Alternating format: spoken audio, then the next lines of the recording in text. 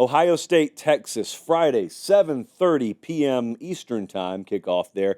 It is the Cotton Bowl. It is one half of the college football playoff semifinals, and this is so fascinating because a week ago, I told you before the quarterfinals were even played, you could go to FanDuel if you wanted to, and you could bet on hypothetical semifinal matchups. So if you thought it was going to be Texas and Ohio State, you could already go and bet on it. What would the line have been?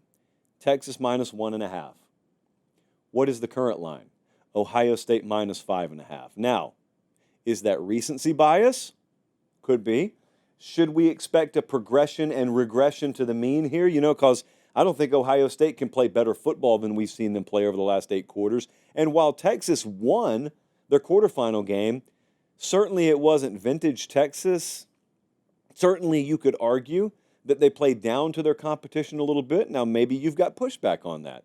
But at the very least, we can make the argument. So the good old regression and progression to the mean, does that sort of compact itself into a tight game here? Or, as we get into the breakdown of the game, do we have buzzsaw theory in effect? And for those of you who are new to the show, subscribe, by the way, because the show's free and it's just college football all year. But for those of you who are new to the show, buzzsaw theory is not one we dust off very often. You could have been watching the show for like 2 or 3 years, and you haven't heard buzzsaw theory. Why is that? Well, because the last time that I spoke about buzzsaw theory was 2019. In 2019, it all comes together down in Baton Rouge. LSU becomes this unstoppable force mid-part of the season and beyond. They go into Tuscaloosa. They beat Bama. It was a bigger margin, really, than the final score indicated. We were at that game. And then they just go on to basically lay waste to the college football landscape en route to winning a national championship. Rewrote the record books. You remember that. It wasn't that long ago. But why do I mention buzzsaw theory? Well, buzzsaw theory preempts any other theory.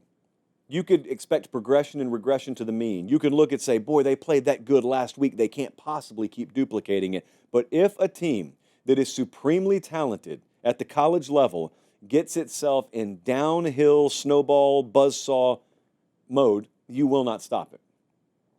Reason I mention that is because this Ohio State team has that kind of talent. This Ohio State team is, believe it or not, it's the highest talent grade on a team that we've had since we've tracked that.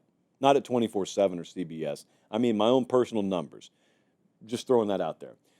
This team is plenty equipped enough to where if they're in buzzsaw mode, no one will beat them. Penn State won't, Notre Dame won't, Oregon won't, Tennessee won't, and Texas won't. So, are they in buzzsaw mode?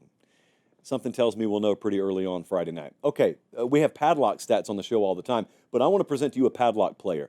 Will Howard is the padlock player in this game. Because honestly, if I get a third straight ceiling game, if I get a third straight A-plus level type performance from him, all due respect to Texas, it will not matter because they're too good elsewhere. So if Will Howard is like 24-31, 290, 3 touchdowns, no interceptions, if he plays that kind of game, Ohio State's won this game. They've probably covered. They've probably had a comfortable fourth quarter.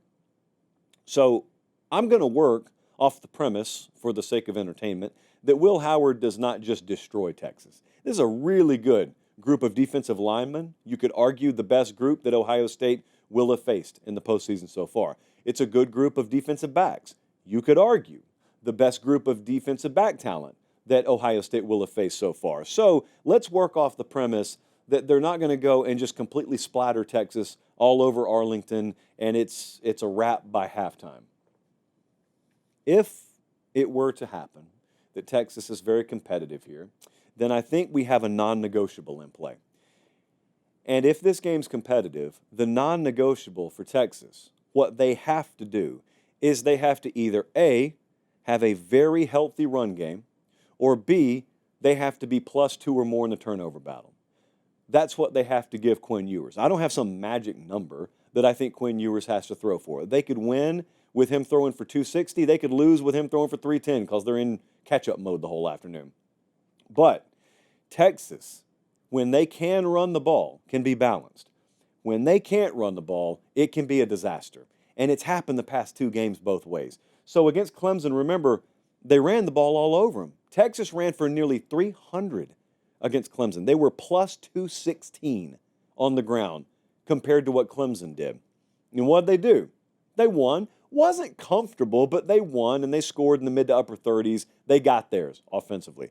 Do you remember what happened the next game? It's just last week against Arizona State. They had 53 on the ground. Arizona State outrushed them. Texas was minus 161 in the head-to-head rushing battle. And here's what that did. This will kill you against Ohio State. It almost killed you against Arizona State. Arizona State was not good all year at getting pressure on opposing quarterbacks. But because Texas couldn't run the ball, even Arizona State ended up with 3 sacks and 8 tackles for loss. I need you to understand there are few truths in an uncertain world these days. But here's one of them. I know Ohio State defensively is worlds better than Arizona State. And I know Ohio State is 3rd nationally in sacks, and they are 6th nationally in pressure rate. So they may get after you anyway. But if you can't run the ball, it is a wrap. So that's a non-negotiable. Either you got to be like plus 4 turnovers, and it just makes the box score thrown all out of whack, or you've got to run the ball. Sark said when they won the Texas A&M game, if you'll remember, he said in the postgame, we challenged our entire organization about a month ago. We knew we were going to have to run the ball a lot better than we have. And Q Wisner that afternoon did. And against Clemson, pretty much the whole team did. They've got to have a healthy ground game. It's a non-negotiable. There is no world outside of some wild turnover game. There's no world where they win this and they don't have it. I also think, as you break it down, everyone loves Jeremiah Smith. You will not tackle him one-on-one very often. You will not cover him one-on-one very often.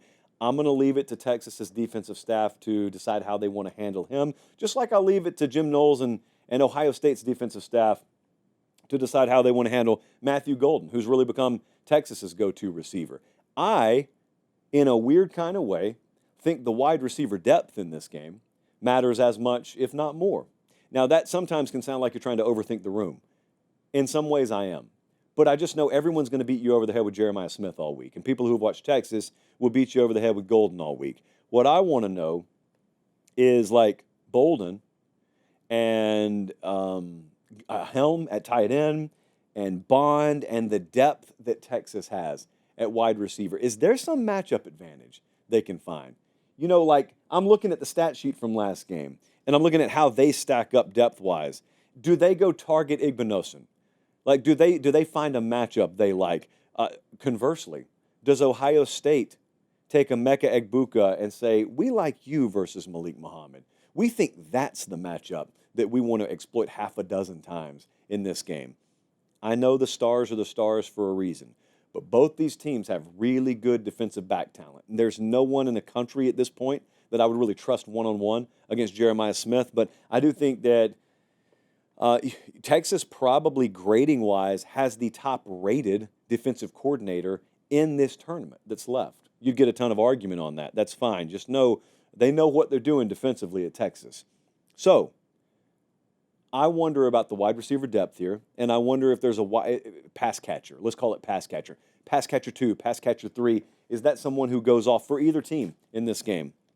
I think you have to do some mental gymnastics to find a bunch of edges for Texas here. Now, here's the other part of that. This is a proud program, and this is a program who, for all we know, took a lot of things for granted that they should not take for granted against Arizona State. Same way Penn State could have been thinking against Boise. They weren't, but they could have looked at that and said, double-digit favorite, we're going to face either Ohio State or Oregon next round. Well, let's start gearing up for that. It wouldn't be the craziest thing in the world. I know that this is the playoff, so no one thinks about look-ahead concept in the playoffs, but it wouldn't be the craziest thing in the world. But we don't know that to be true. So I'm just throwing out some maybes. But on the other hand, even if that's true, there is no mirage with Ohio State. Like Ohio State has ripped 2 throats out so far, over at halftime. So the thing I'm most curious about is, can you just get them into the second half? Now, this is not like week 4, where we literally have not seen a team play a full 4 quarters. We've seen Ohio State have to play a full 4 quarters plenty of times this year. The last time they had to do it, though, was against Michigan. So I could not care less at this point how that game turned out. That's a distant memory. If anything, that is working to fuel Ohio State. But some of the between the margins categories that I would normally care about here, especially if I'm trying to find a path for Texas, did not make me feel good about Texas. Texas right now in the red zone, they can't get in the end zone enough. They are 90th in scoring in the red zone. They are 120th in touchdown percentage once they get in the red zone. So either Texas has to invert that stat category, or Texas is probably not going to win this game. Penalties per game. Texas is 91st right now. Ohio State is a top 10 unit there. I am trying to find hidden margins for you. But when I went searching for Texas, all it did was push me more towards the scarlet and gray. Now, there is a school of thought out there. I'm going to acknowledge this. There's a school of thought that the perception about Ohio State right now is kind of warped because they've won 2 blowout games, but no one's really had the opportunity to run it on them because Dylan Sampson Jr. was hurt when Tennessee played him, and they got up big. So the stat profile, the game profile got thrown out of whack, and then ditto against Oregon. They get up early. Jordan James is hurt. Okay. But don't overlook the they got up early part on that. So it wasn't just that your tailback got hurt. It was that they got up early and they flipped the game script on you. So the reason I mention that is because you could have the school of thought that, well, if Texas bogs them down here, if Texas throws the old crowbar in the bicycle spokes, or maybe Will Howard just can't play his A game for a 3rd consecutive week, if all that happens, Texas can run the ball. Sure, I'm willing to grant you that.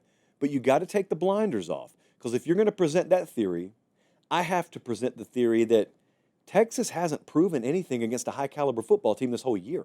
You faced Georgia twice, you lost twice, once with their backup quarterback who took the lead from you and won. And then elsewhere, what have we seen?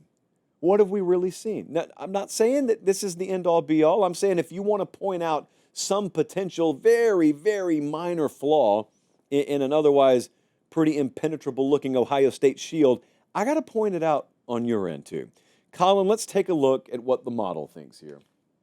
So right now, FanDuel has Ohio State minus 5.5.